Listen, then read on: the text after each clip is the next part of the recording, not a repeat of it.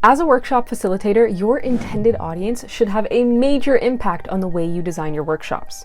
If you want your participants to be engaged in your workshops, they need to be interested in the content and activities you design. In order for the content and activities to be interesting to your participants, they need to be relevant, appropriately challenged, and presented in an interactive way. To create relevant content for your workshop, you need to know what's relevant to your audience. Start creating an audience profile by understanding their age group, gender makeup, why they would be attending the workshop, and any specific challenges or questions that they might have for you as the workshop facilitator. The point is to understand their specific situation so that you can create content that applies to their specific situation. Your workshop also needs to be appropriately challenged. When activities are too hard, participants get discouraged, thinking that they're not smart enough or skilled enough to be able to accomplish the task. However, when activities are too easy, participants get bored because they don't see the value in doing something that's so far below their skill level. So take the time to understand their skill level by asking questions about their previous knowledge and experience. Workshops with relevant content and appropriately challenged activities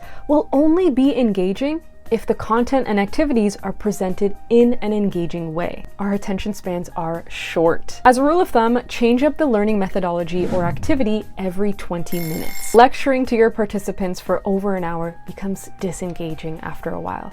Doing the same activity the entire time becomes disengaging after a while. Instead, consider ways to incorporate different learning pathways, so visual, auditory, reading, writing, and kinesthetic, and also create opportunities for people to tap into the different learning styles: reflection, conversation, thinking, and experimentation. Take the time to understand what type of learning styles and learning preferences that you have in your audience, and design your workshop accordingly. Knowing your audience goes a long way. Good luck!